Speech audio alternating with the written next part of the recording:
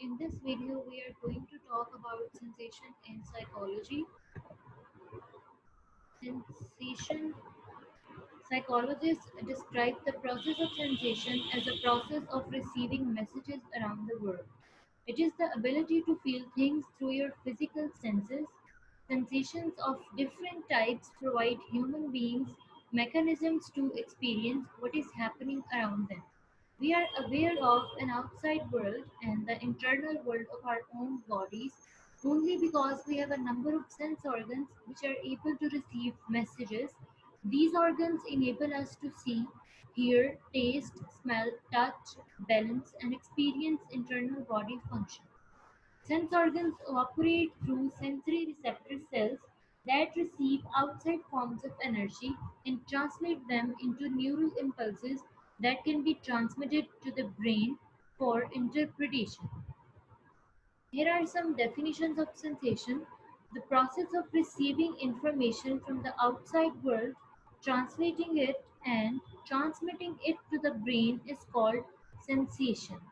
Now, according to this definition, first we receive the messages from our world in the form of receptor sensory information.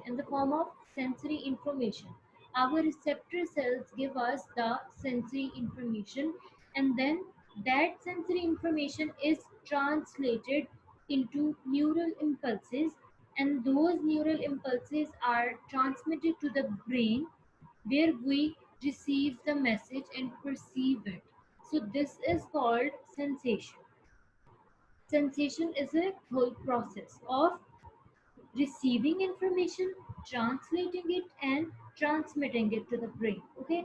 Next definition is sensation is defined as particular feeling or effect that your body experiences, or a particular feeling or experience that may not have a real cause.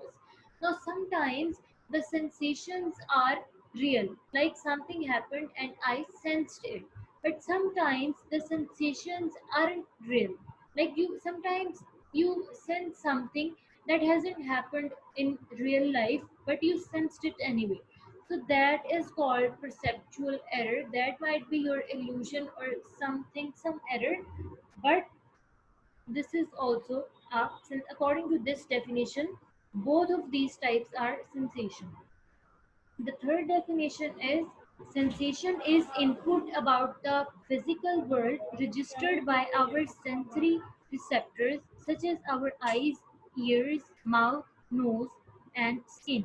Now, whatever we receive from our sensory receptors that actually receive the information from the world, we receive that information from our sense organs, which are these five organs.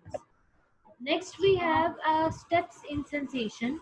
So, sensation is the body's detection of internal or external stimulus. For example, our eyes can detect light waves, our ears can detect sound waves, and when we feel hungry, we can sense it when we feel hungry. Okay, so feeling hungry is an internal stimulus, while the light and the sound waves are the external stimuli. Okay, so sensation involves three steps. The first one is sensory receptors detect stimuli. Second, sensory stimuli are transduced into electrical impulses, action potentials, to be decoded by the brain. The third one is electrical impulses move along neural pathways to specific parts of the brain, wherein the impulses are decoded into useful information.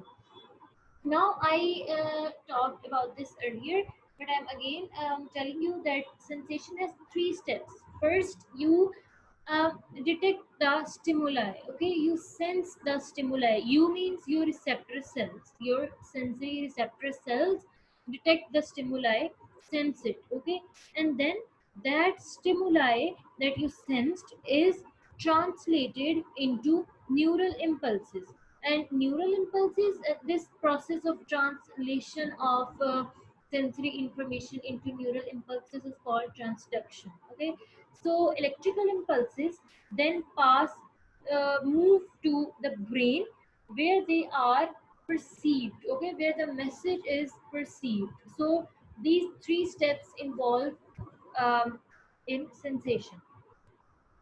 Next are the examples of sensation. So whenever you touch something really soft, you can sense it that you have touched something very very soft. While when you sit on a hard surface, you sense it that you have touched something really hard. So uh, we receive these messages through our receptor cells, and then our brain tells us whatever we have sensed.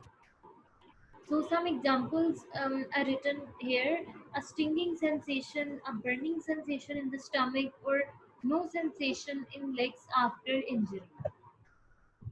Stimulus. Now we have been talking about stimulus, that you detect stimulus. Now what is stimulus?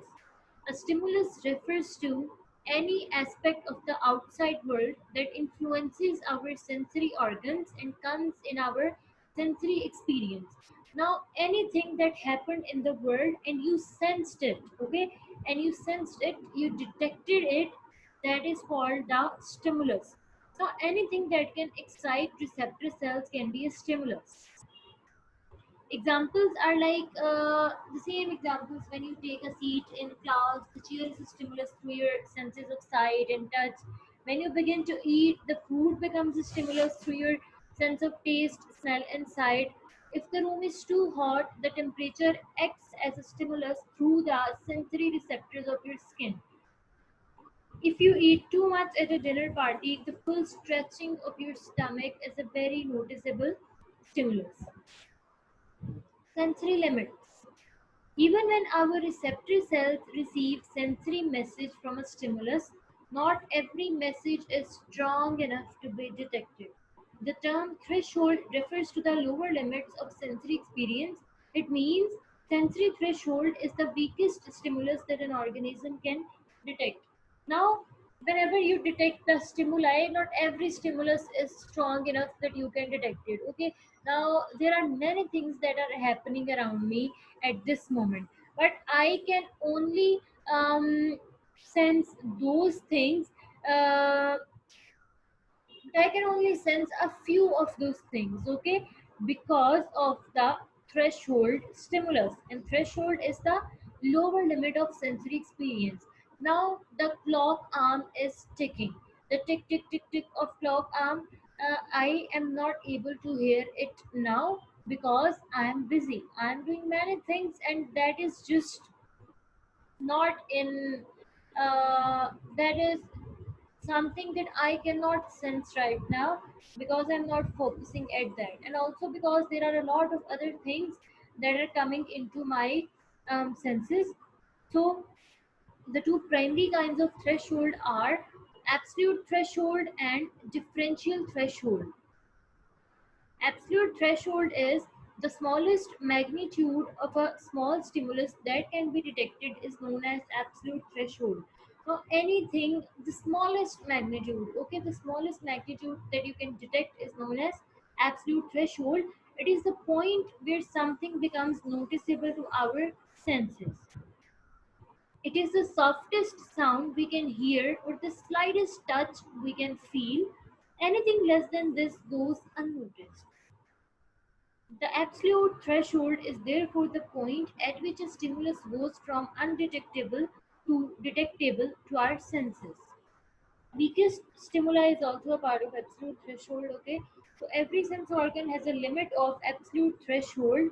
A psychologist has illustrated estimates of the weakest stimuli that human beings are capable of sensing. He defined absolute threshold as the magnitude of a stimulus that subject can detect half the time for 50% of the total trial. Like below are written, like light, a candle flame can be seen at 30 miles on a clear, dark night. Sound, the tick of a watch under quiet conditions in 20 feet. Taste, 1 tablespoon of sugar in 2 gallons of water. Smell, 1 drop of perfume diffused into the entire volume of a 3-room apartment. Touch, the wing of a bee falling on your cheek from a height of zero point 0.1 centimeter. Differential threshold. The smallest difference between two stimuli that can be detected is known as differential threshold. A good cook tastes a dish, then adds salt to it to measure the change. This illustrates another basic question relating to our sensory capacities. How much change in a stimulus is required before a shift can be noticed? Psychologists refer to the amount of change in a stimulus required for a person to detect it as the difference threshold. Obviously, the smaller is the change we can detect, the greater our sensitivity. The difference threshold is the amount of change needed for us to recognize that the change has occurred. In other words, the difference threshold is the amount of change in a physical stimulus necessary to produce a just noticeable difference in sensation. We easily detect even small changes in weak stimuli, but we require much larger changes before we notice differences in strong stimuli. This just noticeable difference is not absolute. Next is Weber's law. So Weber's law, also called as Weber-Fechner law, is a historically important psychological law quantifying the perception of change in a given stimulus. The law states that the change in a stimulus that will be just noticeable is a constant ratio of the original stimulus. It has been shown not to hold for extremes of situation. Imagine holding a 5 pound weight and 1 pound was added. Most of us would notice this difference, but what if we were holding a 50-pound weight? Would we notice if another pound was added? The reason many of us would not is because the change required to detect a difference has to represent a percentage. In the first scenario, 1 pound would increase the weight by 20%, and the second, the same weight would add only an additional 2%. This theory, named after its original observer, is referred to as Weber's law. This was all about sensation, and for today's lecture, if you have any queries, you can comment down below. You can comment down, and I'd like to answer it.